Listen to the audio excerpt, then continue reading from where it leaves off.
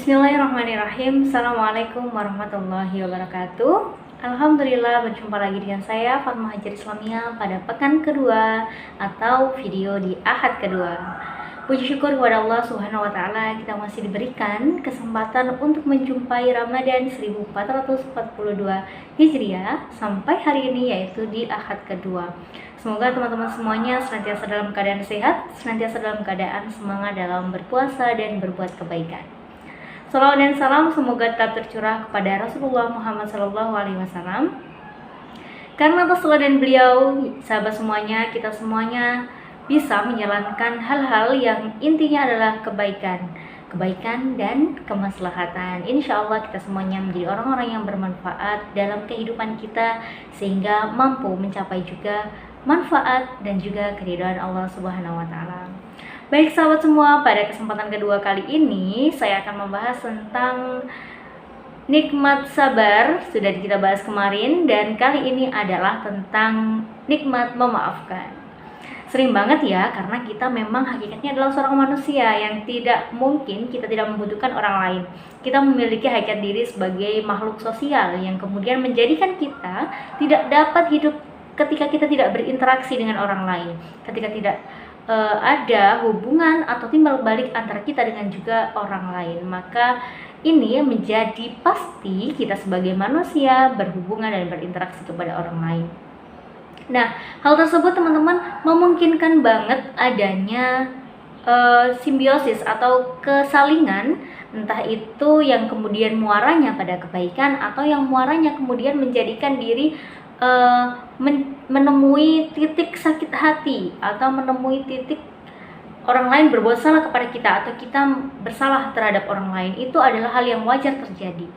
Makanya Islam memberikan satu solusi atas itu, yaitu dengan memaafkan atau meluangkan hati, melapangkan hati untuk dapat menerima kenyataan bahwa tidak ada manusia yang sempurna. Boleh jadi orang lain melakukan kesalahan terhadap diri kita, tapi perlu juga kita pahami bahwa kemungkinan kita melakukan kesalahan itu juga ada, teman-teman. Jadi kita tidak bisa menuntut orang lain melakukan hal yang sempurna sehingga kita lupa bahwa diri kita pun bukan manusia yang sempurna, bukan suatu makhluk yang sempurna dalam kaitannya akhlak, tetapi memang notabene kita diciptakan sebagai makhluk yang sempurna oleh Allah Subhanahu wa taala. Nah, oleh sebab itu memaafkan adalah menjadi hal yang urgent kita miliki, teman-teman. Jadi kita wajib memiliki itu dalam cara kita memandang sesuatu, cara kita memandang dunia, cara kita memandang hubungan kita dengan orang lain. Kemungkinan adanya gesekan antar manusia atau kemungkinan adanya rasa sakit hati ini dapat diantisipasi dengan cara kita memberikan hak kepada diri kita untuk menikmati kesejahteraan dirinya, yaitu dengan cara memaafkan kesalahan orang lain. Karena seringkali tidak hanya tentang material, teman-teman. Hal yang berkaitan dengan hati, kenyamanan hati, pikiran, itu akan berpengaruh pada kesejahteraan diri, kesejahteraan rasa, kesejahteraan kita atau kebebasan kita dalam melaksanakan aktivitas yang lain. Nah, tentu memaafkan ini bisa menjadi salah satu stimulus kita untuk bisa menjalankan aktivitas yang lainnya dengan mudah dan juga dengan nyaman kita lakukan. Nah, ada 4 tips teman-teman yang akan Fatma sampaikan dalam forum kali ini, yaitu 4 tips untuk kita bisa memaafkan orang lain. Tentu ini tidak saklek ya, tetapi boleh jadi ini bisa dipertimbangkan teman-teman untuk bisa mengatasi kegalauan akibat kesalahan orang lain terhadap diri kita. Nah, apa saja 4 itu? Yang pertama adalah kita berusaha untuk berpikir positif. Berpikir positif tentang apa yang ada di sekitar kita. Ini bukan berarti menutup diri kita untuk menjadi pribadi yang tidak berperasa atau tidak menjadi pribadi yang peka terhadap lingkungan, bukan seperti itu. Tetapi kita mencoba untuk memandang sesuatu dari nilai yang lain, memandang sesuatu dari sudut pandang yang beragam. Jadi ketika kita memandang sesuatu atau misalnya nih kita mendengarkan nasihat ini yang kemudian disampaikan kepada kita, apabila kita ini memandang nasihat itu sebagai hal yang negatif dari sudut pandang negatif, maka itu akan menjadi suatu olokan bagi kita, ya kan? Boleh gitu ya teman-teman ya. Sering kali teman-teman, bukan teman-teman saja sih, saya juga mungkin seperti itu bila memandang suatu nasihat sebagai suatu olokan atau suatu underestimate orang lain terhadap diri kita. Tetapi kita balik coba, ketika kita memandang nasihat itu sebagai rasa sayang orang lain terhadap diri kita, atau sebagai keuntungan bagi diri kita untuk bisa mendapatkan perubahan atau perbaikan dari diri kita.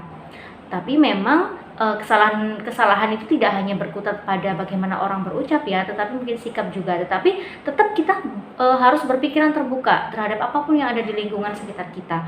Sehingga apa? Sehingga kita bisa memandang sesuatu itu lebih luas lagi. Kita tidak tertutup pada satu perspektif tertentu yang kemudian itu malah membuat pengetahuan kita tertutup pada satu ruang saja, seperti itu. Nah, tips yang kedua teman-teman, yaitu menyadari hakikat diri. Nah, di awal tadi sudah dibahas sedikit tentang hakikat manusia sebagai makhluk sosial, teman-teman.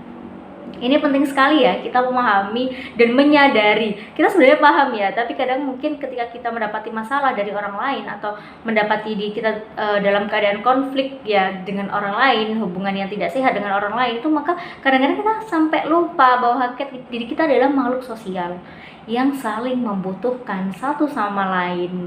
Boleh jadi orang itu kaya, boleh jadi orang itu saat ini sehat, boleh jadi orang itu saat ini sedang sejahtera, boleh jadi ada seseorang yang sedang tidak baik kehidupannya. Nah, ini bukan Allah ciptakan sendiri-sendiri, tetapi Allah ciptakan sebagai makhluk sosial yang kemudian saling melengkapi. Mana yang mampu, kemudian Allah titipkan rezeki untuk orang lain yang sedang mengalami kekurangan, sehingga yang mampu ini dapat membantu. Nah, seperti itu.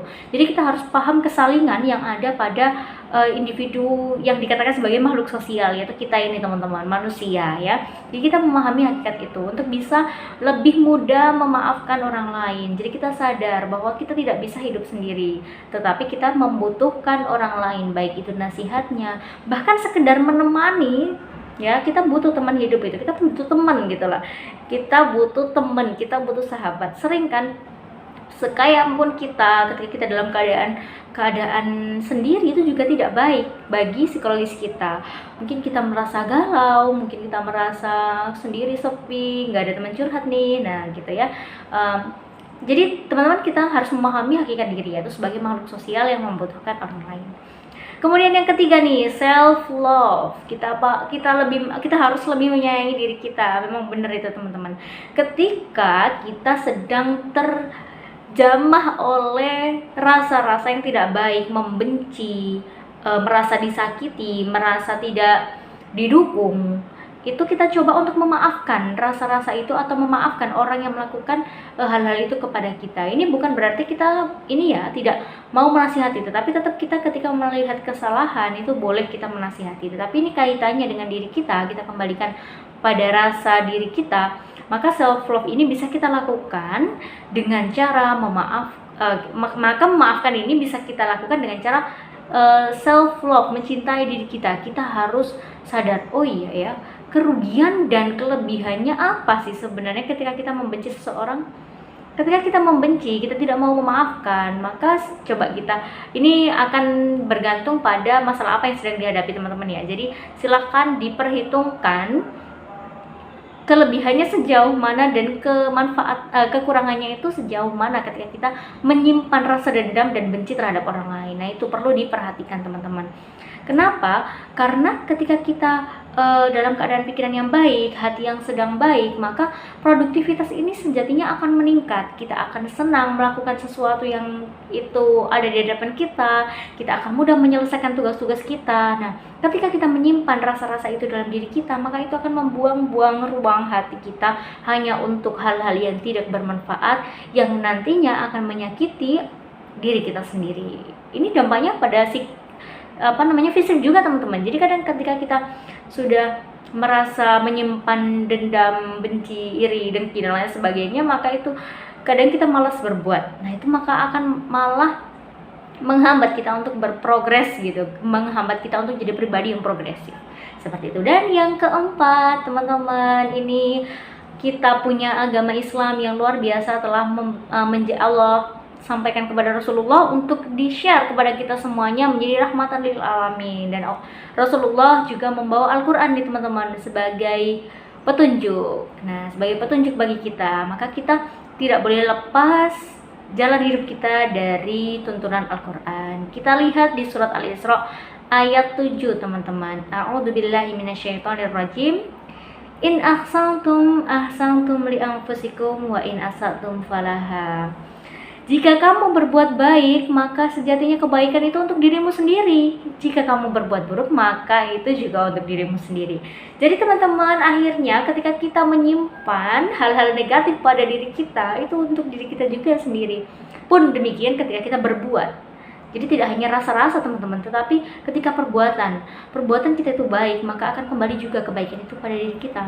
Ketika kita mau memaafkan orang lain, maka boleh jadi di lain kesempatan hal-hal kecil, kesalahan-kesalahan kecil yang kita lakukan, boleh jadi orang lain akan memaafkan itu karena kita memaafkan orang lain gitu. Nah itu teman-teman, jadi insya Allah ketika kita mau memaafkan orang lain, itu akan menjadi kebahagiaan bagi diri kita sendiri. Kita tidak perlu berpikiran begini, enak banget, udah aku maafin. Nah, kita nggak perlu berpikiran seperti itu karena itu nanti imbasnya pada diri kita sendiri. Perihal orang lain mau meminta maaf atau tidak, itu urusan orang lain dengan gejolak dirinya sendiri. Nah, maka mari kita bebaskan diri kita sendiri dengan cara mau memaafkan orang lain, sehingga kita lebih produktif nih teman-teman, pikiran kita lebih positif, lebih fokus ibadahnya dan lain sebagainya. Terus gimana? Apa mungkin kalau teman-teman bertanya-tanya, nggak segampang itu Fatma gitu ya? Apa Fatma nggak pernah ngerasain misalnya gejolak hati gitu? Oh tentu pernah, makanya ketemu nih solusinya teman-teman. Jadi pernah banget, maksudnya karena ini juga di Allah ciptakan dengan rasa ya, manusia dengan kepekaan dengan rasa, maka tentu semua orang pernah mengalami itu. Tetapi perlu dicari solusinya teman-teman, karena itu termasuk hal yang mengganggu ya, bukan suatu hal yang baik yang patut dipertahankan. Maka harus harus diminimalisir setipis mungkin ada rasa-rasa tidak enak seperti itu, karena hidup ini sudah keras teman-teman, tidak boleh ditambah-tambahi dengan kekerasan hati kita untuk memaafkan orang lain. Oke, alhamdulillah kita sudah sampai di penghujung video ahad kedua ini. Semoga bisa menjadi manfaat.